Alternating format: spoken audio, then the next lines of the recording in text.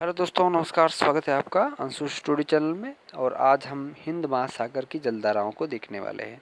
पिछले टॉपिक में हमने प्रशांत महासागर की जलधाराएं देखी है और उससे पहले वाले वीडियो में हमने अटलांटिक महासागर की जलधाराएं देखी है। दोस्तों, इस वीडियो को बनाने में बहुत मेहनत कर रहा हूँ, इस नोट्स को बनाने में बहुत मेहनत कर रहा हूँ। मेरे चैनल को आप अधिक से अधिक लाइक कीजिए, अधिक से अधिक आप इस चैनल को सब्सक्राइब कीजिए। और आप जो शिक्षा जो है जिसको ये कॉन्सेप्ट अभी तक समझ नहीं आया है, तो आप जल्दी से जल्दी उनको भी बताइए ताकि वो भी इस जानकारी से रूबरू हो सके। तो चलिए अब हम स्टार्ट करते हैं। हिंद महासागर की धाराएं, गर्म धाराएं और ठंडी धाराएं।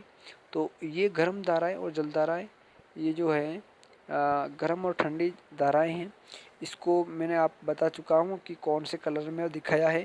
पहले वाले वीडियो में जाकर आप देख सकते हैं कि मैंने इसको कौन से कलर से आपको दर्शाया है। तो चलिए स्टार्ट करते हैं। पहले गर्म जल धारा देखते हैं। ध्यान रखना दोस्तों कि हिंद महासागर की धाराएं हैं और ये अंतिम टॉपिक है जलधाराओं का। उसके बाद में कोई आपका जो है जलधारा वाला टॉपिक नहीं बचा है, पूरा कर लिया है मैंने बहुत अच्छे से।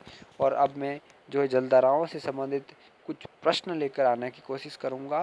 तो आप तैयार रहिए उसके लिए भी, क्योंकि प्रश्न मैं आपको जो है बताऊँगा कि आपको किस प्रकार से सॉल्व करने हैं। चलिए स्टार्ट करते हैं। उत्तर पूर्वी मानसूनी धारा, दक्षिण पश्चिमी मानसूनी धारा, विषुवत रेखीय धारा, मोजाम्बिक व अगुलहास धारा, ये गर्म जल धारा है। ठंडी धारा देखिए, पछुआ पवन प्रवाह, जिसको हम ऑस्ट्रेलियाई पश्चिमी ऑस्ट्रेलियाई धारा भी कहते हैं। हिंद महासागर में सिर्फ एक ही ठंडी जल धारा है, जिसको हम पश्चिमी ऑस्ट्रेलियाई धारा भी कहते हैं। पछुआ पवन प्रवाह भी उसी को कहते हैं। तो ये 4-5 ही जलधारा हैं, 4 गर्म जलधारा हैं और एक ठंडी जलधारा है। वैसे ही आपको बता दूं मैं, अगुलहास जलधारा है और मोजाम्बिक जो जलधारा है वो एक ही जलधारा है और वो मेडागास्कर को पार करती है।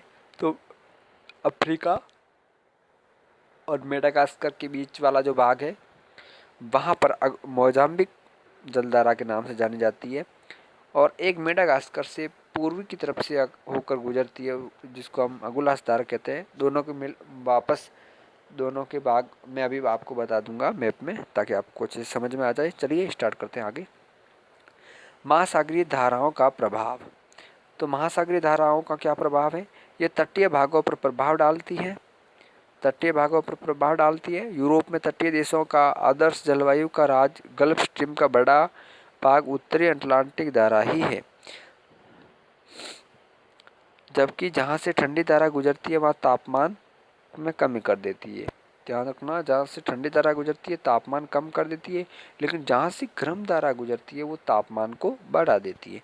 जैसे यहाँ पर देखिए आप कि जब ठंडी धारा कहीं से गुजरेगी किसी तट के निकट से, तो वहाँ पर तापमान में कमी कर देती है। जैसे क्यूराइल हो गई, लेब्राडोर हो गई, फॉकलैंड हो गई, धाराएँ प्रभावित क्षेत्र पर हिमपात भी करती है।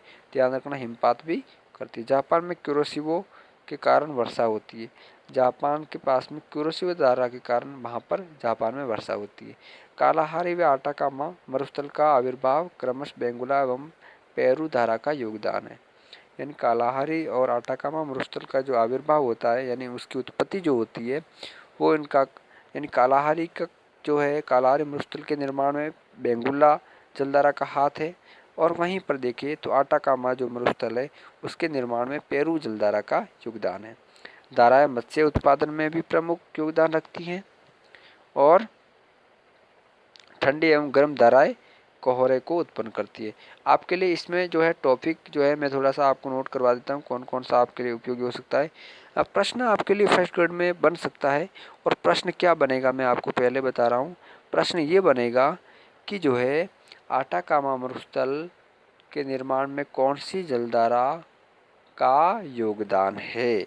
तो आपको बताना है किस जलधारा का योगदान है। तो सीधे शब्दों में मैं ये कह दूं कि आटाकामा जो मरुस्थल है उसको जो है बनाने में पेरू जलधारा का हाथ है। वहीं पूछ लिया जाए कि कालाहारी जो मरुस्थल है वो किस जलधारा का कारण बनी है, तो बेंगुला जलधारा, जिसको हम पेरू की जलधारा भी कहते हैं। तो ये थोड़ा सा टॉपिक था और प्रश्न पूछा जा सकता है कि जब कैरेबियाई सागर से फ्लोरिडा की जलधारा गुजरती है तो या गल्फ स्ट्रीम की जलधारा जब उत्तरी अमेरिका से गुजरती है तो वहाँ पर होता है, ऑप्शन होंगे तापमान को बढ़ा देती है, ऑप्शन 2 होगा ऑप्शन बी होगा आपके पास में तापमान को कम कर देती है, ऑप्शन सी होगा कोई प्रभाव नहीं होता है, ऑप्शन डी होगा इनमें से कोई नहीं। तो दोस्तों ध्यान रखना, जब गर्म जलधारा होगी और गर्म जलधारा किसी तट के पास से गुजरेगी तो वो तापमान को बढ़ा देगी और ठंडी धारा होगी तो तापमान को घटा देगी। चलिए अब और ज़्यादा नहीं उलझना इसमें, क्योंकि आपको ये महासागरीय धाराओं का प्रभाव मैंने आपको बता दिया है। अब आप इसमें, मेरे को नहीं लगता आप इसमें कुछ गलत करोगे। चलिए स्टार्ट करते हैं। मैंने थोड़ा सा मैप के माध्यम से आपको बताया ताकि आप अच्छे से समझ सको। देखिए पहले यहाँ से अरब देश, भारत, हिंद महासागर का ये जो है द्वीप समूह है और ऑस्ट्रेलिया और इधर अफ्रीका। देखिए अब ये उत्तर पूर्वी मानसून है। देखिए आप भारत के जो है पश्चिमी तट से होता हुआ अरब देशों से होता हुआ वापस इस तरफ आ रहा है।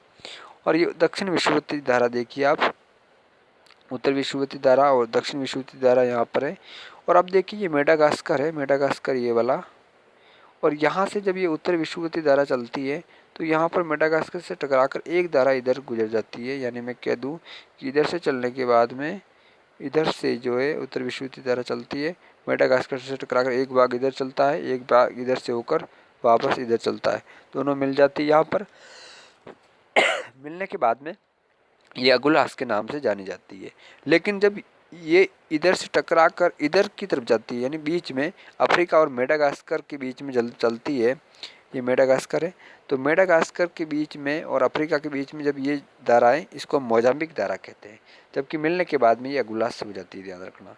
यानी कि दक्षिण विषुवतीय धारा की ही दोनों शाखाएं, ध्यान रखना, दक्षिण विषुवतीय धारा से ही मोजाम्बिक और अगुलास धारा बनी है। यानी जब ये मेडागास्कर जो है ये रहा, ये मेडागास्कर है और ये अफ्रीका है, इन दोनों के बीच से गुजरती है तो इसको मोजाम्बिक कहते हैं। और ये फिर दक्षिण विषुवतीय रेखा इधर से होकर वापस ये मोजाम्बिक से मिल जाती है तो अगुलास धारा कहते हैं। ये थी आपकी गर्म जलधारा थी, ये भी गर्म जलधारा। इधर देखिए आप लाल कलर से दिखा रखी मैंने। अब देखिए आप ऑस्ट्रेलियाई धारा। अब यहाँ पे आप देखिए आप देखें गर्म धारा को मैंने इस प्रकार से जो है कलर से, रेड कलर से दिखाया है, और ठंडे जलधारा को मैंने जो है थोड़े से ब्लू डार्क में दिखाया है। आप देखिए इसको। अब देखिए हिंद महासागर में सिर्फ एकमात्र ठंडी धारा गुजरती है, वो उसको कहते हैं हम पश्चिमी ऑस्ट्रेलिया की धारा। बहुत ही इम्पोर्टेंट है आपके लिए। जो है पूर्वी ऑस्ट्रेलिया की धारा कौन सी है, तो गर्म जलधारा है, और पश्चिमी ऑस्ट्रेलिया की धारा कौन सी है, तो आपको बताना ठंडे जलधारा है। मोजाम्बिक जलधारा कहाँ बहती है, तो हिंद महासागर में, और अगुलास धारा कहाँ बहती है, वो भी हिंद महासागर में। चलिए दोस्तों ये था आपका टॉपिक।